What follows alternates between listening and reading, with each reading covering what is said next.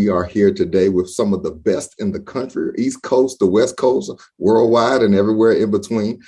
We'd like to welcome everyone who's thought it was worthy to sit in today so we can grow together. Our focus in this session is closing the empathy gap, strategies to reduce shame and stigma associated with fathers' mental health. Before I go any further, I want my panelists to get ready to clear their throats and introduce themselves, and then I'll come back and lay the foundation. And because I'm a fatherhood guy, I got to go with ladies first. So Dr. Wilson, we're going to head to you, then we go into Massachusetts, and then we'll end up in California. Okay. Hi, I'm Sam Wolfson. I am a senior research associate at MDRC and have done a lot of work in the fatherhood field in our research. Prior to that, I trained as an early childhood clinical psychologist. So I've done a lot of clinical work with dads and thinking a lot about trauma. So I'm looking forward to the conversation today. Welcome, welcome, welcome. Dr. Daniels. Hello, Dr. Charles Daniels, Chief Executive Officer and co-founder, along with my wife, Samantha Daniels, of Fathers Uplift Incorporated, the country's first outpatient mental health and substance use treatment facility for fathers and families. We have been providing mental health counseling, coaching, and advocacy for fathers for 10 plus years in Massachusetts. Glad to be here. Thank you very much, sir. Dr. Singley. Hi, I'm Dan Singley. I'm a licensed psychologist. I'm here in sunny San Diego, California. I own and manage a group practice called the Center for Men's Excellence, where we specialize in men's issues and fatherhood. And I have an ongoing program of research where I study paternal perinatal mental health, or the dude to dad transition, with a focus on fathers' involvement with infants.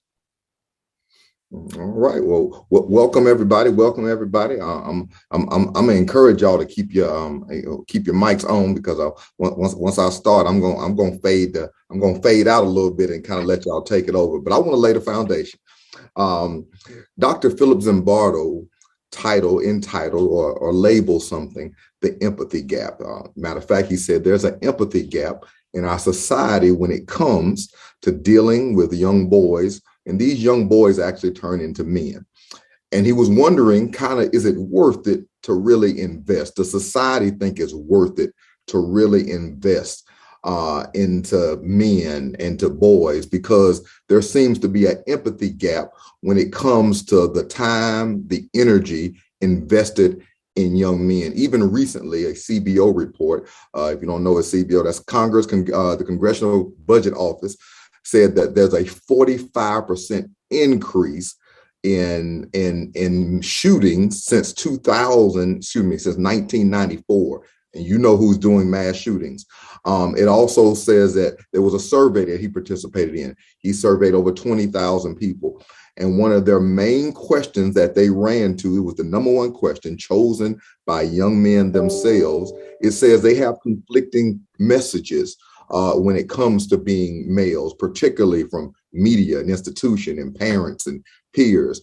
And all around, they have so many messages. We live in a world where there's so many messages, whether you get your message from the ground, from the tick, from the top, or from the face, everybody is being bombarded. And another very interesting thing, and y'all may know this because all of us are in the fatherhood field, is that we are technically, as one author coined it, in a fatherless society, that there are about 40% of America's children going to sleep at night without their father in the home. And even the ones who have their father spend less time with him in meaningful conversation than they do with TV or a cell phone or a computer. And those are the young men who actually have fathers. And so as we deal with the empathy and as men develop their pathways, and you have all these conflicting messages and everything going on in our society, how do we construct a path for our future, for men? How do we take away the shame? How do we deal with the stigma? How can somebody really have a one-on-one conversation with a real person and not getting their information from the tick or from the top and saying, hey, I want to deal with this. How can we invest in the mental and the emotional space of young men and fathers in this country to take away the shame, to take away the stigma, and somebody can just say, where it's natural to say, hey man, I need some help. How do we move away from hiding behind ego or pride or athleticism or a video game, or moving into the other cultures, maybe of either drugs or guns, where it is normal to say, hey, I need some help because I want a better future. And so I want to jump right in. And so I'm still gonna stick with my ladies first theme this time, Dr. Wolf. I'm gonna mix it up. I'm gonna stir the gumbo. Y'all provide the ingredients. So what is one of your best thoughts about what can we do to reduce the empathy gap, but we can have empathy, not necessarily sympathy, the feeling, the empathy, the understanding, so we can build a better future for men and fathers in our country? So I guess the first thing I would say is just what we think of as mental well-being and mental health. There's this myth out there that mental health and well-being is being happy all the time, and that having strong negative emotions or just being emotional in general is a sign of weakness or fragility. And in fact, that is not the case at all. People who have good mental health have happy feelings, but they also know how to manage the negative or difficult emotions. So a person who has good mental health you're not never sad or never angry. You just know how to manage those emotions. So I guess the first message I would send to participants in this session is just to be aware of that fact, that actually feeling angry and feeling sad and feeling scared and knowing how to express those emotions appropriately and doing it in a way that's safe and doesn't hurt others or yourself is actually a good thing just for your well-being as a human. So that's just the big picture message I would share. So I hear you saying it's normal to feel the full gamut of us being alive and being human. And it's healthy. People are better off. When you're able to manage all those feelings and express them in healthy ways that are, we use the term well regulated, but that's kind of a lingo-y term, but it's, I think, essentially just knowing how to describe an emotion and express it and then manage all the physiological pieces that come along with it. Because I do want to acknowledge that learning how to manage those emotions comes from your childhood. And if you don't have opportunities to experience those emotions and learn how to manage them, it can feel overwhelming when you start to feel them. And so that is part of why people either deny them or express them in ways that are maybe inappropriate. I do have an anecdote, actually. It's interesting. I used to work with young kids, and I worked with a little boy who had an issue. He was learning, he was a 4-year-old, so he's learning. He had a volcano in his tummy. And he said, it's bad to be angry. And when I'm angry, I'm a bad boy, and my teachers don't like me. And these are the kinds of messages that young kids are getting because of the kind of stigma associated with mental health and emotion. And so I think we have to try to overcome those things with young children. And so, I think that just says it all. If you start off when you're young getting those messages, that's not only changing how you perceive and think about emotion, but it's also changing. If you don't have opportunities to learn how to manage emotion, that affects how your brain develops, so that later in life it affects how you're able to express things. Well, thank you very much, Dr. Daniels. I'm coming to you, and I'm going to pretty much ride for the things that she said. So as you manage those emotions, how do you get an uplift? How do fathers uplift themselves so they realize that, yes, sometimes I am down, but there is a way up too? Thank you for the question. I can say that being a product of a single parent household headed by my mother, but also seeing the transitions of fathers that did not realize their potential actually move on to achieve their dreams. On both ends of the spectrum, what I realize is that we're more similar, whether you're the child who's grown up in a household without his father, or you're the father that's been separated from his children, or you had both parents. What I realize as I go throughout the field is that we are more similar than we are different. And what I mean by that is that we all want to feel like we belong, and we all experience loneliness.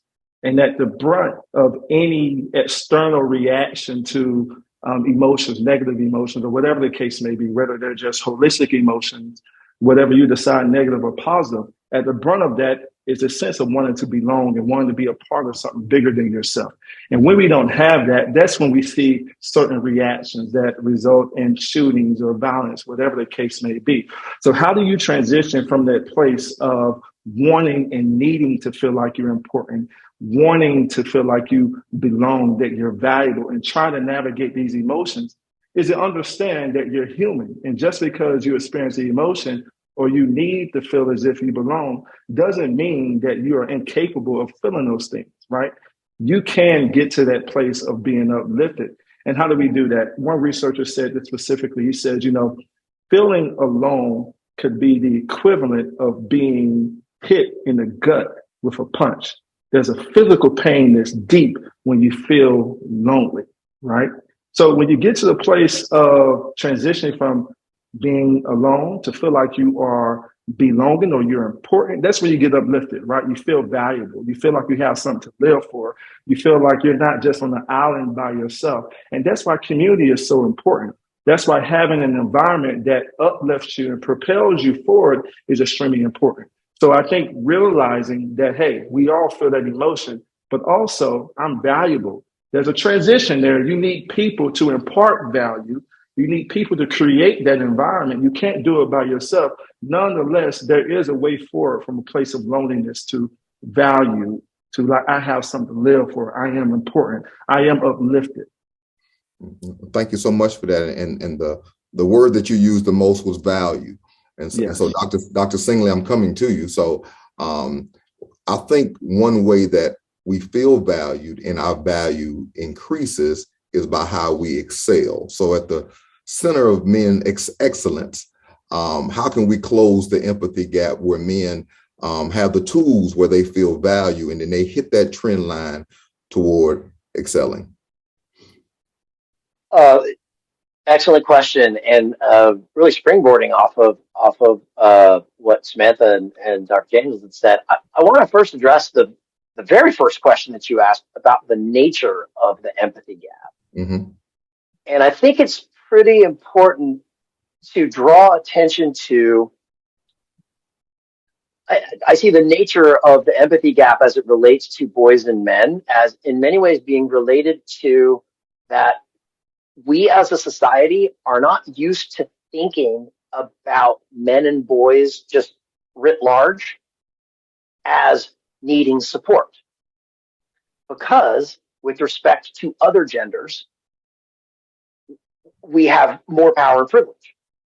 And so there tends to be kind of a zero-sum perspective that says $1 for boys is $1 you're taking away from girls. $1 for fathers or a program for fathers is something you're taking away from moms or women. And I think those of us that do this kind of fatherhood work understand that it's really about parents and it's about families more broadly. And so part of the empathy gap, as I see it, is because feeling vulnerable tends to be like kryptonite for boys and men, and it goes against the way that we tend to traditionally socialize males broadly. The idea that this whole class of people that generally enjoy privilege and have more power has a lot of vulnerabilities. For a lot of folks, just it doesn't quite compute.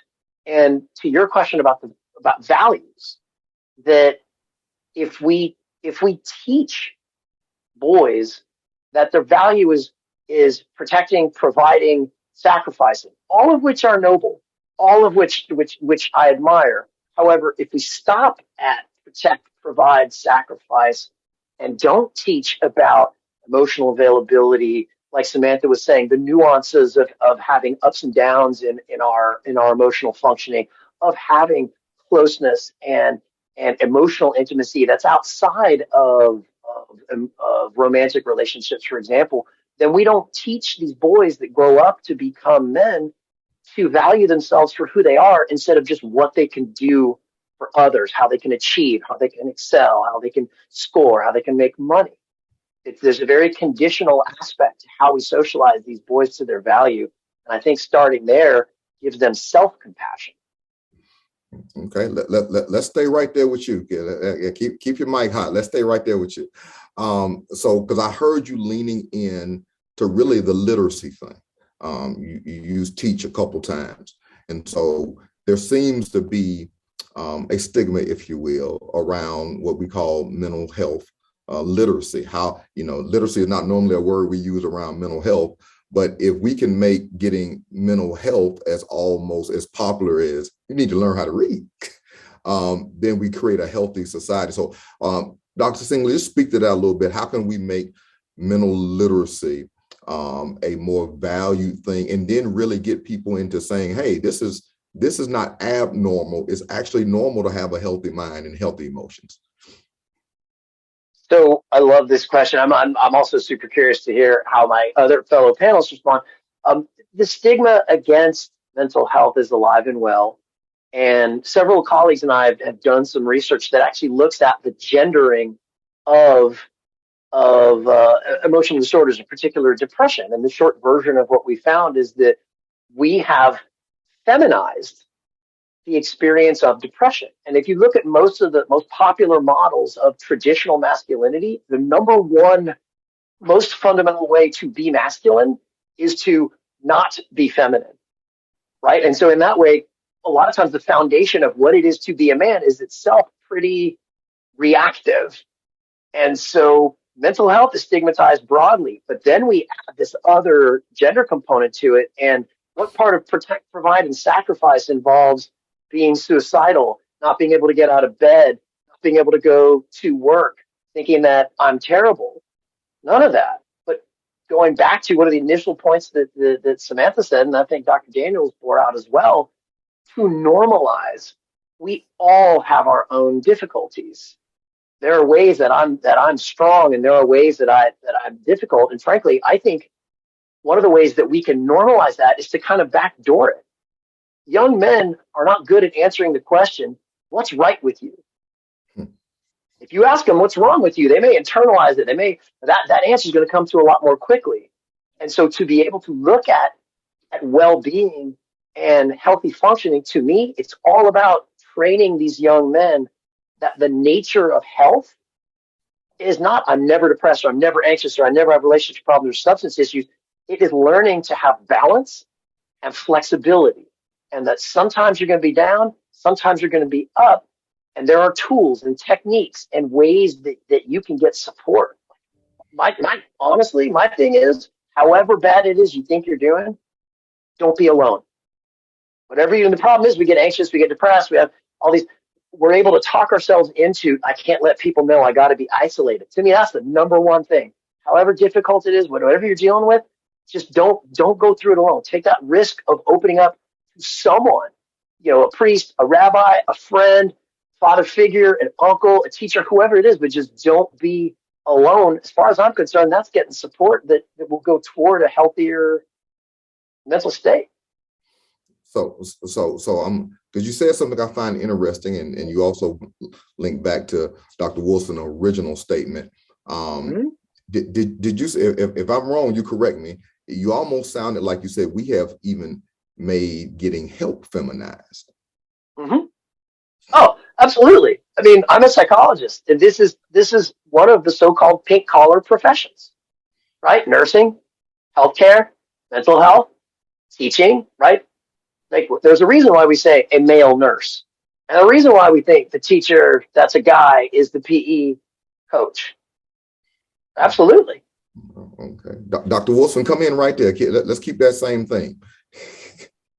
Well, I think somewhat. I might stray us a little bit, but I'm going to try to keep us on track. As I was listening to Dr. Singley or Daniel, the thing I was thinking about was just fathers and dads in general, and just this notion that dads can be nurturing, and that they, and I think the experience of being a dad is almost an opportunity to get in touch with your emotions. And in terms of this kind of, gender specific practices, of course, the first thing I thought about was, when you said, how are we going to solve this? My head was like, you got to get to the kids and the, early childhood professionals.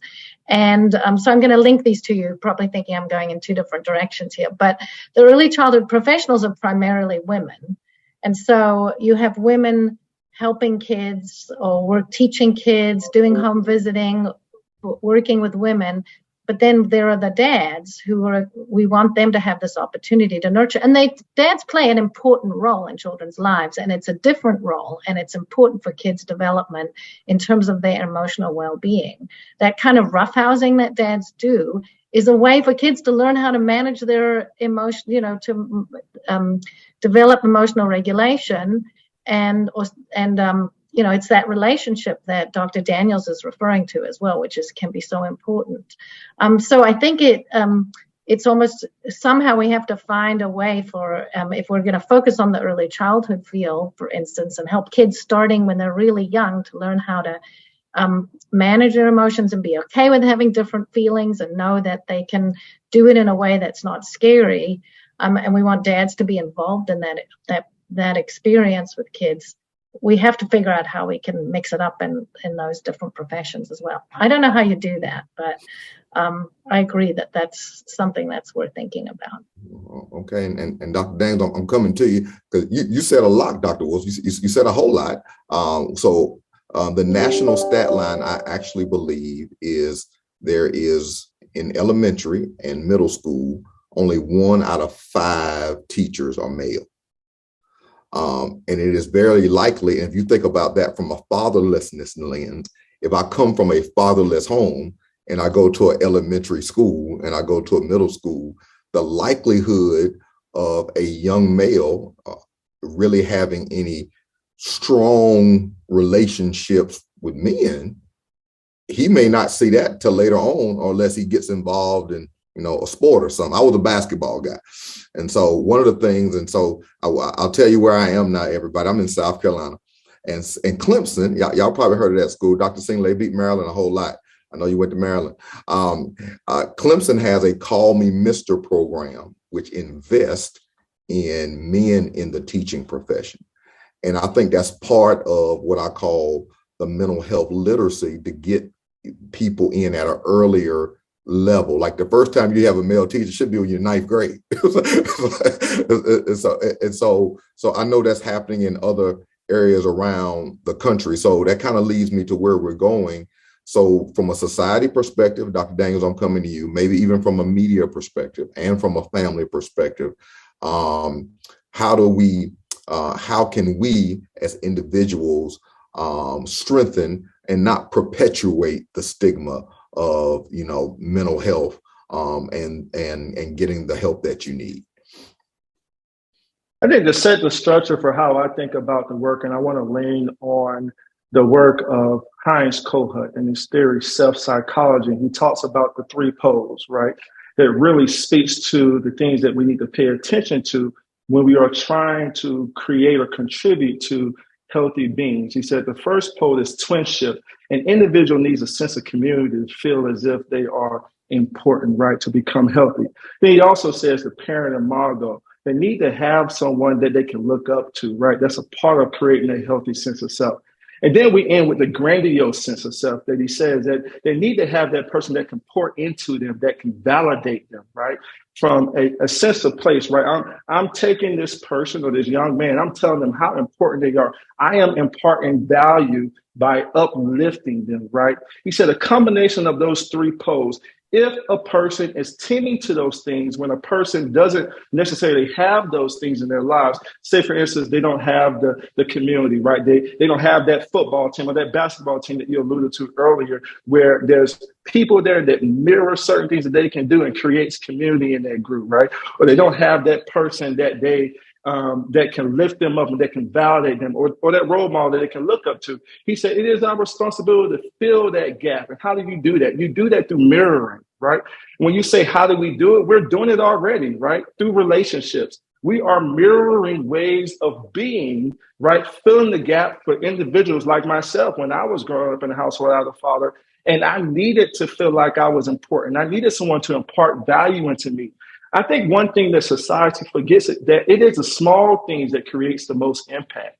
And I want to take it back beneath, right, just the evidence-based intervention. Because, right now, if you're an evidence-based intervention, there's a lot that's connected to evidence-based. There's a lot that's connected to money. But let's take it back to the basics. How do you be a nice person? How do you tell a person that, hey, I see you today. You look good today.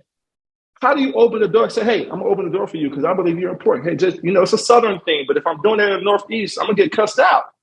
In most places, right? In most places. But in some places, I can open the door and I don't look strange in the Northeast. But in the South, it's common courtesy, right? In most places.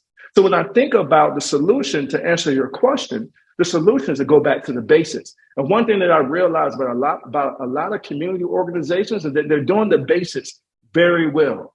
They may not have the evidence-based interventions that they're using or the infrastructure to collect the data. But one thing that they do have, they have common courtesy, right? The mom and pop shop down the street know how to cook a good meal and welcome all the youth into our household and give them something to eat at the end of a long day. That's what makes the biggest impact. Before I close, I think there's one important thing I want to share too. Dr. Marva Lewis from Tulane University, a clinical psychologist, created a theory called the nappy-headed ghost in the nursery. African-American woman. And one thing that she assumes in this theory is that the way in which parents, right, are parenting their children, they pass along the trauma that they've experienced that has not been dealt with to their kids. So I would encourage you all to look at that theory. And essentially, her main premise right now, she talks a lot about hair and the time that parents can bond with their kids through doing the hair and what comes out of that just from understanding the person's hair. And one thing that she realizes is that there's small interactions that may be very subtle, whether you're doing your child's hair or whether you're having a conversation over a nice meal or whether you are just having a conversation at a basketball game with a young man or a young woman. It makes a significant impact, right? Because what you're doing in that process, you are creating a new way of being. And what we call that empathic attunement, right? We are replacing the old with the new through generous acts of kindness. And to me, that's a solution. And I believe that millions of people are doing that today. And I do believe that millions of people can do more of that today as well.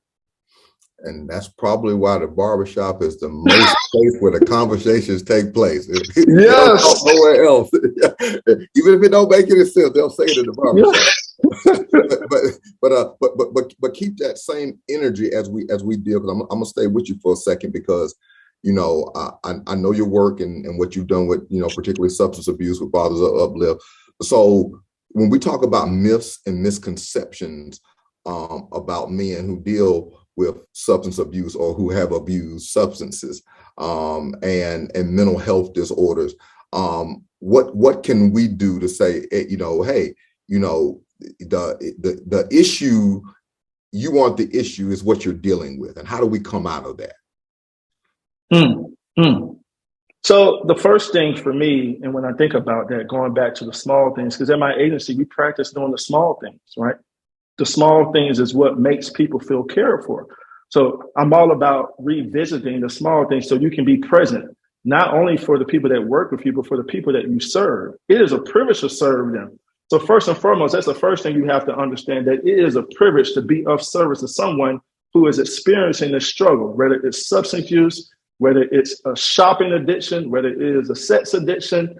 There's a struggle here and you are serving them, right? So that's the first thing. The second thing is to assume best interests, right? No one wakes up and say, hey, I'm going to be an addict today.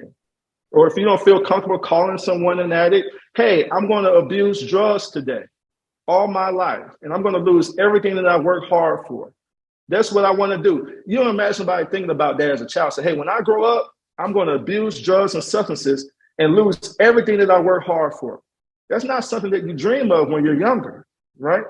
So that's the first thing, assuming best interest. Last but not least, I really encourage providers that have been in the field and have been studying and doing a lot of the research is to make sure that you're separating the label, right, the diagnosis from the person and who they are, right? There's a complete separation, right? What you're doing, yes, the addiction, whatever you call it, that's one piece that you're working on, but also there's a person there. And if you tend to the person first, everything else will work itself out. And last but not least, there is nothing you can do in partnership with a person. I say partnership because for me, I look at the opportunity to serve someone as a partnership. It isn't me being an expert over their lives or telling them how to change. In this partnership, you have to understand and really be very clear that in order for you to get somewhere with this person, you have to understand that you cannot change them. They have to want to change. And if you understand that and you establish the partnership, the sky's the limit. But also if you understand their values, regardless of whether you're substance, like I said earlier, everyone has values. Everyone has something that they want to live for. And if they're not reminded of that or they don't know what that is anymore, in that partnership, you can find what that is. And I do believe a man or a person with a motivation, values, and something to live for is unstoppable. Where we get lost is that we end up not knowing our way anymore because the trauma and what we've experienced have been so overwhelming that it's created, I would say, it put veil over our eyes to the extent that we cannot see what we've always had within. And for me, what I realized when I'm serving these guys, or I'm serving anyone that walks through my office, I'm not telling them anything that they don't know. What I am doing is reminding them of the things that they have within that they already know. They just need someone to reveal that to them. And maybe that's me, and maybe that's someone else. But regardless of that being the case, I do not, and this is just my overall point in summation, I do not look at how we are supporting individuals struggling with substance use any different than I look at me serving someone with any other condition, right? It's the human, and we're developing a relationship, and we're developing a partnership, and what we're doing, we're finding something to live for. That's what we're doing. And for me, that's first and foremost. So back to the basics. How do I be kind? How do I be a nice human? And how do I find what is this person's like? What's the silver lining for them? If they don't have one or they can't see theirs, how do we explore and find that together in this partnership?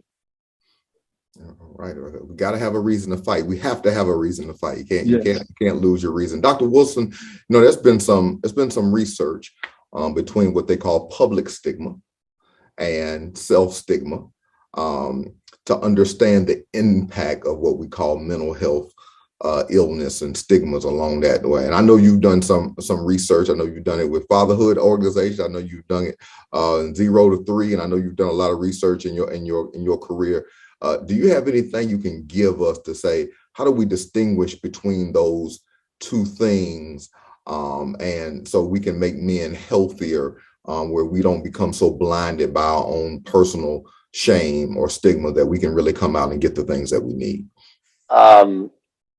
So self-stigma and broader societal stigma, to me, it's interesting, sort of what Dr. Daniels was saying. By the way, nice call out on Cahushan self-psych. Like, I haven't heard like the polls part. I think is super, super relevant. I hadn't thought about it in this particular realm, but when you talked about mirroring in the way that you did, we learned to be ourselves from the people, the places, the institution, the organizations around us. And so in my world, and in perinatal, I look at paternal perinatal mental health. So that's the period from conception to about a year or so postpartum. And this point about self-stigma and shame and vulnerability, to me, that period is kind of the tip of the spear in terms of what it means to be a man, and this dimension of masculinities is shifting faster and faster. Most of us are socialized to believe that the competent parenting of babies is done by moms, is done by a gestational parent, typically. And so the flip side of that is your average guy, your average new father is going to have a sense of, I'm kind of a second-class citizen in this. And if I disagree with my partner about how I'm going to father, how I'm going to parent, I might need to take a step back. And so this relationship if I'm learning to be me from the social media, from the popular media, from the relationships that I'm around and that I'm soaking in, then I'm going to have a sense that I, as a father, need to take a more bystander role. And the stigma comes in the form of basically marginalizing, right? Like this is getting better. We as a society are starting to hold up fathers and say, you are an incredibly important part of a family system. But a lot of these pretty old standards are still at play. And so from a fatherhood perspective, the self stigma comes in the form of, if I'm gonna step outside of what I think of as traditionally being a man, or what fathers are supposed to do, I am making myself vulnerable. And the stigma of not being the right kind of father or not being the right kind of man tends to be like a third rail for those of us that really want to do it right. The problem is when we do that in a rigid, inflexible way. And so, I mean, briefly, like the self stigma comes from what we absorb from who's around us. And the more we see the modeling of competent, engaged fathers, which we're starting to see more of. But again, I'm up on my soapbox here. We don't see it as much with babies. We don't see the successful, engaged, interested, competent fathers of babies, in particular of black and brown dads. Like, which is not, the modeling is not out there. And so that's kind of a compounded stigma that we can internalize, and which can get in the way of being engaged in the way that at this point most of us know to do. So let's stay right there. So don't turn your mic. Y'all turn your mics off too fast. Conceptually, and just kind of riding that thought, does that self stigma, is that the thing that stands in the way of most people saying, "Hey, I need help"? So I would go so far as to say, when we're talking about boys and men, it is the looming specter of shame and vulnerability that are the biggest internal, right? There are all kinds of systemic barriers all over the place. I was out in South Carolina, like doing a thing with the Fathers and Families Coalition out there. And we talked about some real concrete, systemic organizational type barriers.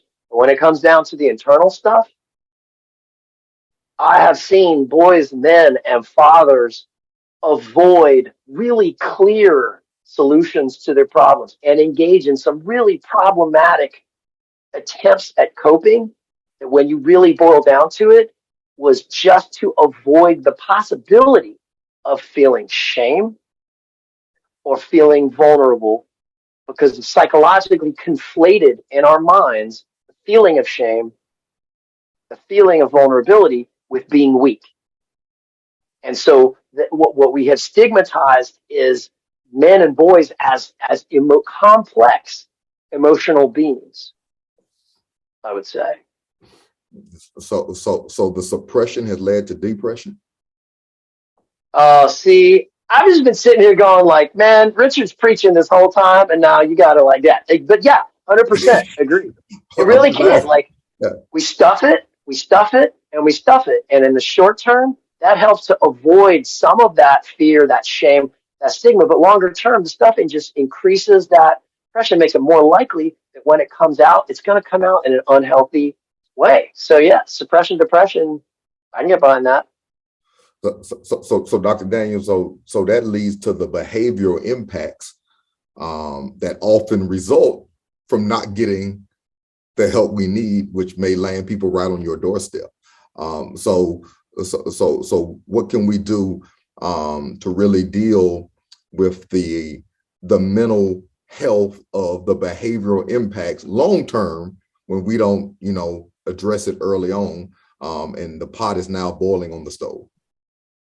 Well, I think first and foremost, shedding light on systemic oppression in the history of mistreatment, right, when it comes to the mental health and medical field on Black and brown populations. Tuskegee experiment, right?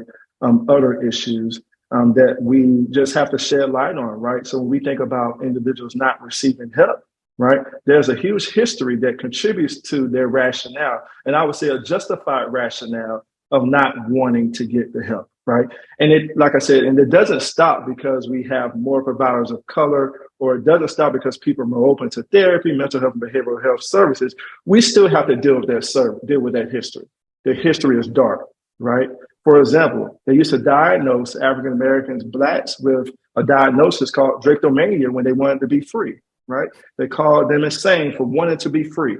That's an issue, but that's a part of the history that we have to acknowledge and understand that if I have a man or a woman, but specifically in this case, a man seeking help, right? Or a man who know he needs help but doesn't want to go, we have to talk about the mistrust, right? We also have to talk about the barriers that we have to decrease as a provider, as a community, city, state, whatever you are, governmental agency. Those barriers exist, whether you're receiving medical support or mental health support, right? We have to acknowledge that. So that's the first piece. So it's not just the man's responsibility, it is society's responsibility, the governmental institution, right? City government, the different agencies that are connected to the government, right? We all have a communal role in making this situation better for men and for families, nationwide and worldwide. So I want to put that there because the foundation is deep and traumatizing, specifically for communities of color. That will lead me to my next point when we think about what the solution is, right? I think if we have individuals outside of the direct providing space, really creating a context where, hey, we're acknowledging the trauma, we're acknowledging this history, but we're also talking about it and really creating customer service, or I would say, culturally sensitive approaches to engaging these populations. Providers can do more work. And what does that mean? I think we need more providers of color to support this work in the fatherhood field as well as the mental health field. Less than 4% of the population of psychologists are people of color. Let's be honest. And those statistics does not change when we look at other mental health and behavioral health providers in the field. So we have a little bit more diversifying to do for our field. One of the major requests at our mental health and substance use treatment facility is that people want to work with providers of color, people that look like them.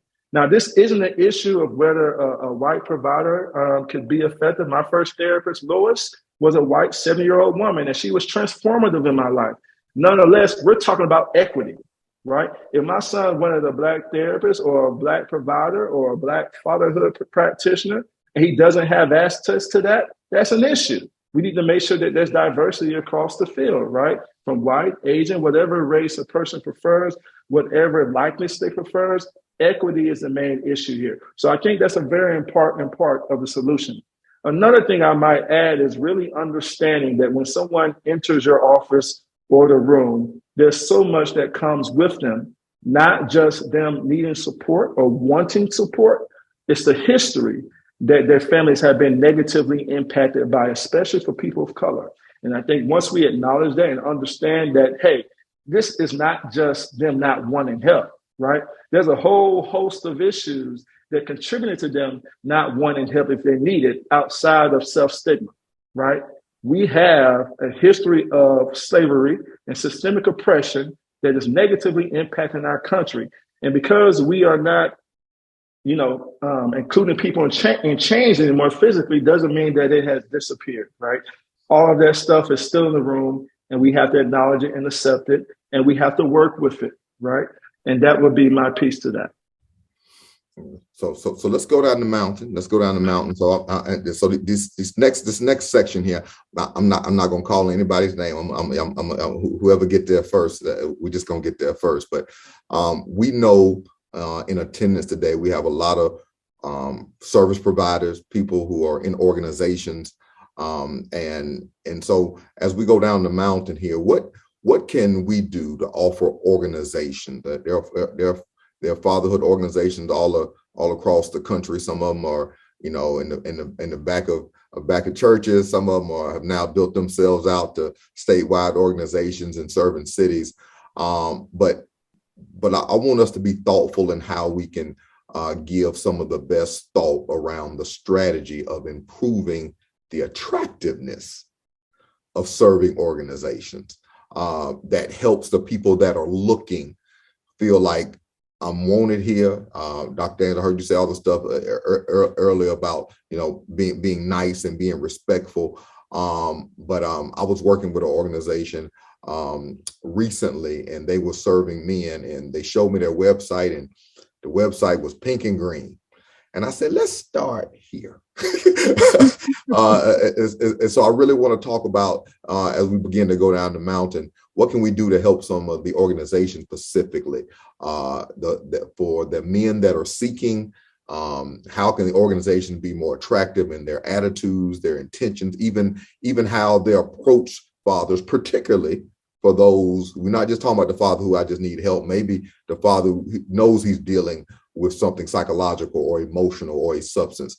How can we do that better? How can these organizations attract the men and serve them in a very effective and efficient way? Can I jump in here? Go right ahead. That's what I want. Not a dad and not a man, which I will acknowledge. I think, when you say the pink and the green, the obvious thing is, make it more masculine.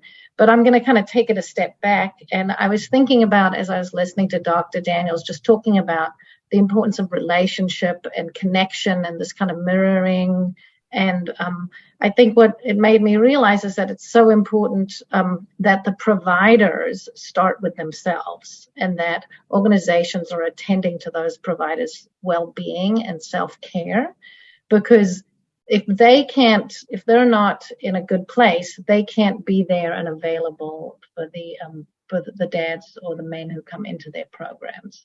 So this idea that, Dr. Singley is describing the dad and the baby in those early days, which is this notion of co-regulation, where the baby gets just, upset and disorganized, and the daddy goes goo, goo, goo, and the baby starts to respond. And there's this back and forth that happens, and we call that co-regulation, where the daddy's presence is what helps that baby get calm and be able to kind of regulate and then smile at his or her daddy. And so that idea plays out in all relationships. And so if you have providers or people working who are stressed out and they don't have the right resources and supports, they have their own trauma histories that are getting triggered, they don't know, they've got whatever's going on in their lives behind the workplace, they're not going to be able to go and be that goo, goo, goo person in response to the client who comes in and really needs somebody who's able to say, hey, I'm here for you.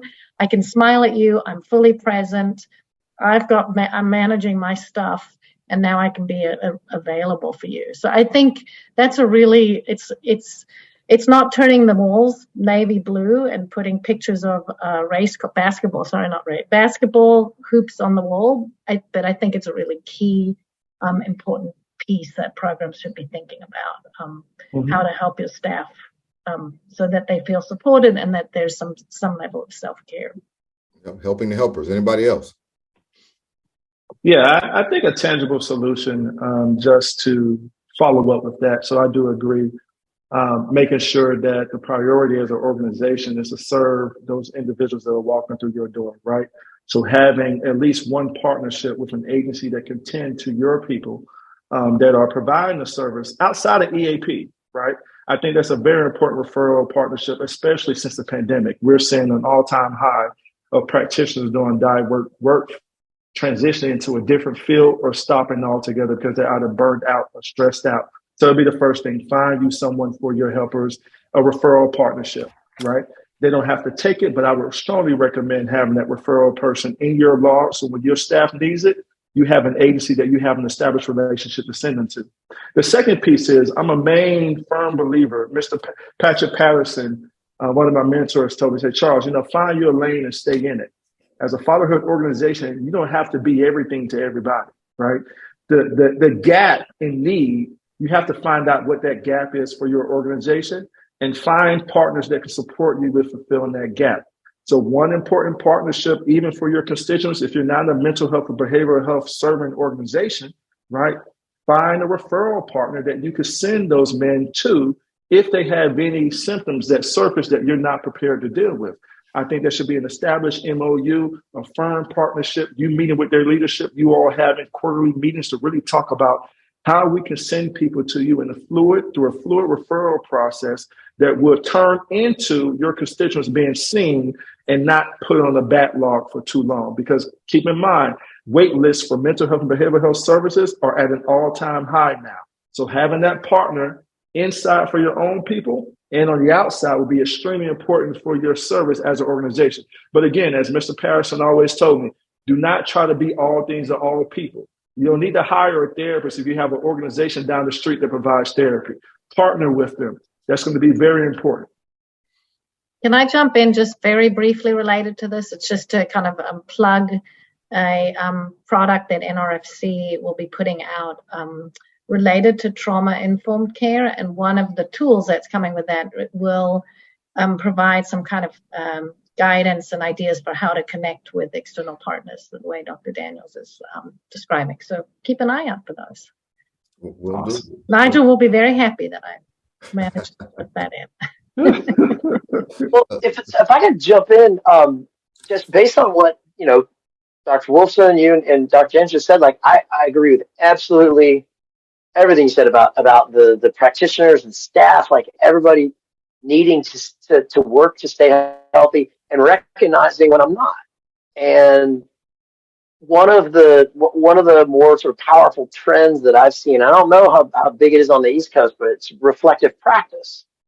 And I've seen essentially as a way to have working with facilitators and working with supervisors and then the people that we see that come to our clinics or to our groups or whatever the outlet is, it gives us the ability to work with people and in those working relationships, experience to have the opportunity for safety and of self-reflection in the kind of work that I do. So just as a takeaway for those that are looking for a model to be able to implement some of that, reflective practices out there and it's alive and well. And Richard, to your point about the Pink and Green website, so I do a lot of consultation with different organizations. They're usually maternal mental health clinics or maternally focused FQHCs that are like, hey, we forgot somebody. And you're right, like the we'll call them the peripheral characteristics, right? As opposed to the central characteristics of a program is the knowledge we're trying to transfer, the behaviors that we're trying to foster, right? But the peripheral characteristics is basically the smell test, right? So if a dad goes to your website or goes on your social media and only sees like pink or the wording says things like, we care for moms, children, and their families, like you just lumped in dads with uncles and grandparents, and there's no specific call out. And or like if I'm an African American dad and I'm going and looking at your site and I can see a little bit about dads, but it's only white dads, or like just again, the peripheral characteristics really are the smell test, and they tend to be a pretty significant barrier because let's face it, a lot of these programs that we're talking about, like Dr. Daniels, I'm looking at yours, like I looked you up and your site is phenomenal. It's also the exception. A lot of this is happening in programs that were initially designed and developed for moms. And the tendency to want to use homegrown programs not to actually capitalize on some of the resources that the NRFC has to offer, but it's like, oh, we were doing this for moms and let's, control, find, replace, and then just do dads, as opposed to going to what the programs have shown, what can be successful. Like that's one of the other really big mistakes that I see getting made, including not knowing who are those other people out in the community that we need to have connections. To me, this is one of the biggest things when I look at men's health and father's health and being there for boys. Like it tends to be very siloed.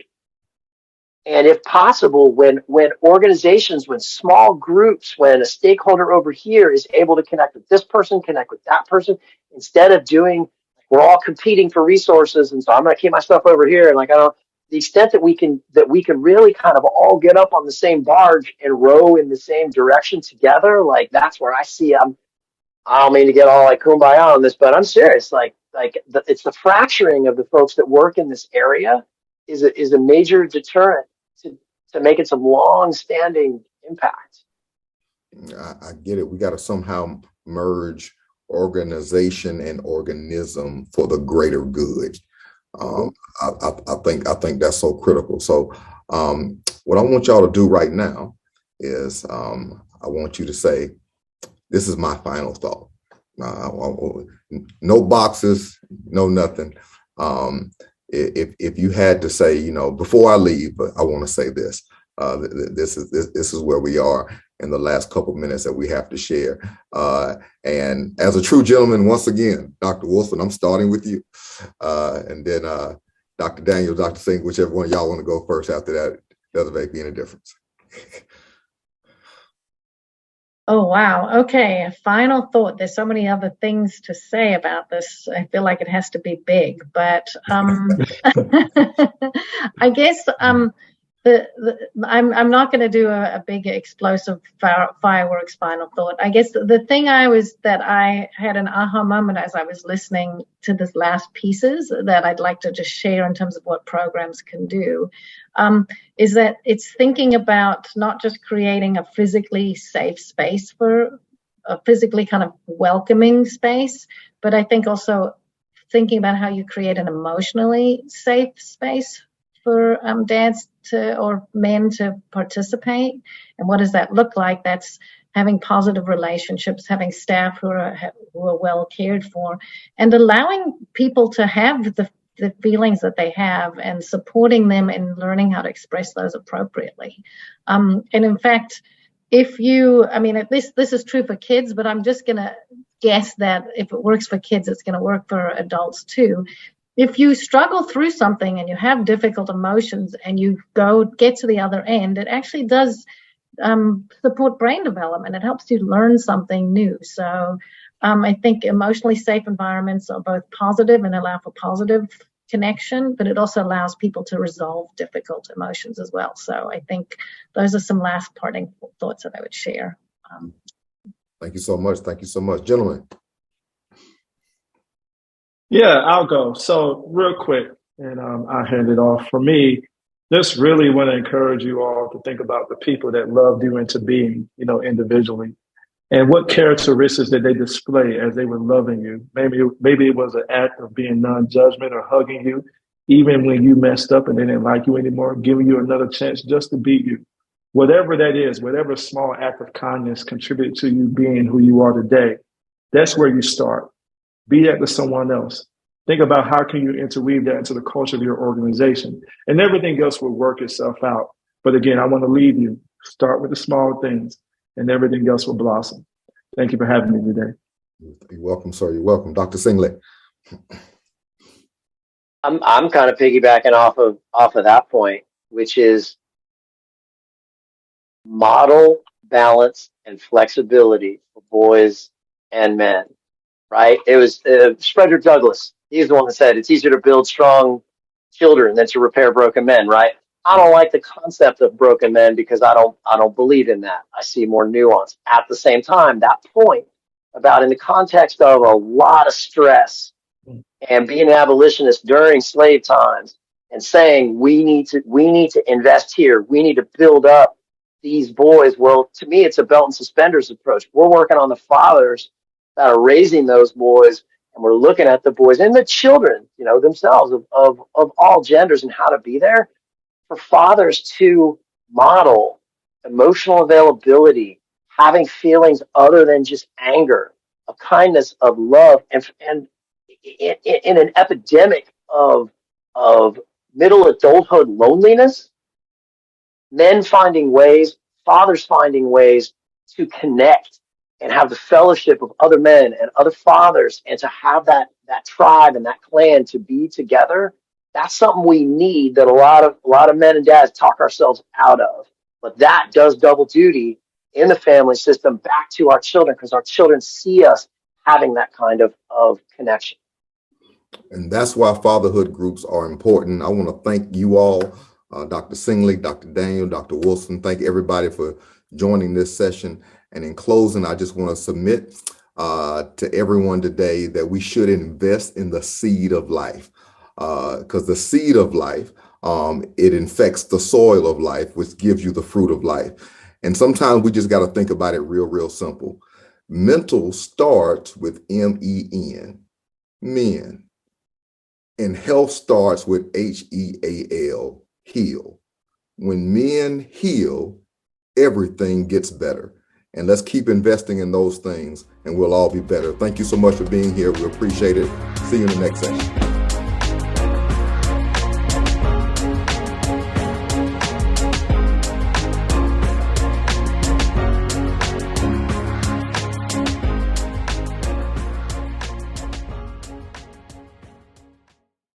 Greetings. Welcome, everybody. Hope this was a wonderful, engaging, and enlightening and informative session. We're all here. Of course, you know everybody by now.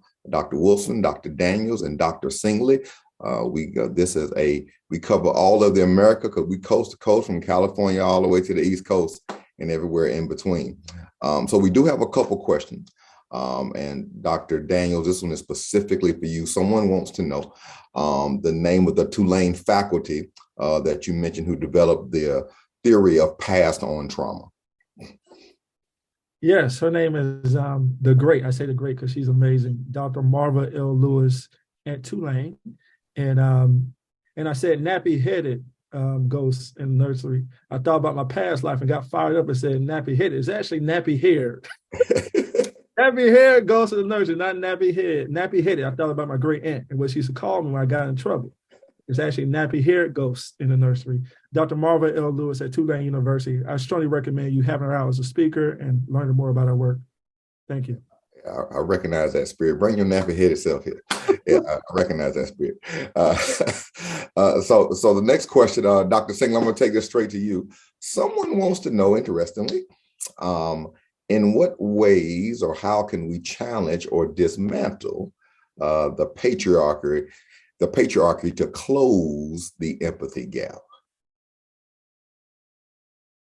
So can I also pull Dr. Wilson in here on this one? Because when we were talking about this previously, you had some pretty solid research to share as well. Like, why don't you drop your knowledge and then I'll go. Yeah. You mean related to the infants? Yeah. Okay. So there's this assumption that women tend to be more emotional, and this just speaks to kind of how we start with our babies and young children. And research actually shows that baby boys are more emotional and tend to be more irritable than baby girls. But we socialize it out of them so that by the time you get to kind of late preschool, we know that young boys are much less emotional, and if they're going to express a negative emotion, it tends to be anger and aggression. And I realize there's a range in terms of what the average looks like, but it just demonstrates how baby boys are born showing emotion, and we somehow manage to socialize empathy out of them. And Dr. Singley actually has an example of a wonderful video that I think he should share, and then he can speak more to our theory is on how dismantling patriarchy can help close the empathy gap. So back to you. Yeah. I think it's extremely well said, and just to be open, when we start talking about patriarchy and hegemony, we kind of put ourselves right into the middle of what folks will call the culture wars. And then we immediately, there's this whole sort of divisive way of number of divisive ways of addressing it. This piece, to me, is kind of a no duh in the sense that when we talk about patriarchy, we talk about male hegemony. I mean, it basically just points to institutions that were set up largely initially by and for men. And as we've moved on, certainly, 50 years on from the beginning of the feminist and women's liberations movement and a number of initiatives and policies along those lines, there's certainly been work toward trying to close that gap. I'm not trying to say, hey, we're at some level playing field here. But the question about passion or empathy, the no duh part of it is, if we think about men and boys as being privileged and having a one-up position relative to people of other genders in society, then it's pretty easy to go to a place of, well, why should I show empathy or compassion for men or boys writ large? Like, they have everything going for them. They're the ones that enjoy all this power and privilege. And I don't not get that, but during the presentation, I also talked about what I see as the seductive danger of a zero-sum frame, that all boys, all men have it good, and so then therefore they don't deserve it. Well, like an HIV positive bisexual Puerto Rican man in the Bronx has a different set of privileges and disadvantages than I do. We're both men, though, right? And so you really have to get into the details of who's who. And we stop dealing with sort of a whole group, and you start dealing with a person, then that compassion or that empathy starts to be, I think, more reachable. But when you think about people in power, it's like, well, why should I show them compassion or empathy? Like, I may have had a bunch of really difficult or negative experiences with folks, but it's important to realize that when we do that, it's still you peopling. It's still a stereotype to say, like, men and boys don't need that compassion. And the documentary that Dr. Wolfson mentioned, that I think everyone should watch. I don't even get paid by these people. I need to get on their payroll. It's a documentary called The Mask You Live In, and it paints a really clear and kind of disturbing picture of how we socialize young boys to not be emotional, to be sort of lone wolf. Relationship means sex, means romance. It's not okay to have mental health difficulties, and it shows ways that men, women, people of all genders will police these boys into feminizing very healthy aspects of human functioning, like having emotion, like expressing emotion, like having emotional intimacy and closeness with others. And so working against those kinds of, you got to be that hard dude or the Marlboro man or, guy on the block that's tough or whatever, by validating and normalizing and saying, you know what, there's some contexts where I need to be hard and tough and competitive, but there's other contexts where actually by being able to show grace, to have empathy, to have compassion for myself or someone else, that's actually going to be the healthiest way that I can move ahead. We don't teach that young. So to me, that's that sort of patriarchy, compassion, men and boys piece. First question in the chat, it says, how are therapists and medical students being trained with regard to men's emotions and the emotions of men, or are they? Yeah, I think this is a tricky question, right? Not necessarily tricky in regards to the question, but more so to where our society is pivoting, right? So you do have some initiatives throughout the country that are really starting to think about how can they incorporate the experiences of men into their curriculum, right? Are we where we need to be? No. But are we making progress? Absolutely. They say some progress is better than no progress, right? I think in terms of practicality and training, I think more research around understanding the experiences of men needs to be introduced to the students in curriculums, right? So if you're teaching in schools of social work or psychology, or you're at government institutions that have trainings, right? It's an opportunity for us to bring some of that research to the future generation. It's not necessarily naturally interwoven into the curriculums today. Nonetheless, you have individuals that are willing and able to want to circumvent what's traditional to introduce that new material. So I'm all about introducing research, but also introducing opportunities to practice with the population, which is extremely important. Thank you for the question. Yeah, and I think that's also why fatherhood is so important. Absolutely. It's a direct, intentional space built for this. And so the better we get at it, the more we can permeate and influence possibly even schools around, counseling and social work and psychology and psychiatry and everything in between. And so that's why I think this space is so deeply important and engaging. I don't see anything else in the chat. Sorry, Richard, I also want to, I'm interrupting you, but it occurs to me that it's not just, I don't know what the type of training is happening, but training around boys and men's emotions shouldn't be limited to the medical and therapeutic field. There's many other fields where we want people to be thinking about this. Teachers, caseworkers, social services all across the board. So I just want to throw that out there, that Those are all important pieces. I don't train those people, so I don't know where it's coming in, but it should be included. Oh, you're exactly right. I think that's what Dr. Singley said in our presentation today, is that, the pink collar professions, as he called them. In other words, like, we need to highly invest in those, because honestly, the pink collar professions are the most developmental professions. Those are the things that move people, particularly in what they call the developmental years, 0 to 12. And so if that's highly a developmental phase in our growth and development, and we don't have mutual participation from males and females, you can almost have a warped sense of your development, because you only have primarily one gender participating in those areas. So I think that's extremely important. You all, I appreciate it deeply. Let's do a run. Let's do a run. Let everybody close it out in grand fashion. And I'm going ladies first. Dr. Wilson, we'll go from you and we'll end in California. I don't have any final words of wisdom. I just want to thank everybody for caring about this topic. It's really important, and appreciate you giving us the time to listen today. All right, Dr. Daniels. Yes, thank you. And I want to call to light just the importance of all of us, right, sharing information and learning more about our own emotions. What we're seeing in the country today is suicide rates are increasing.